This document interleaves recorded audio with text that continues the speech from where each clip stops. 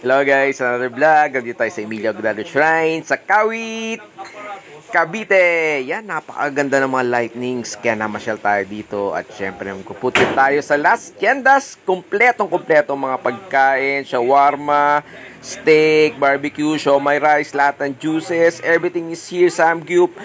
Yan, para sa mga bata.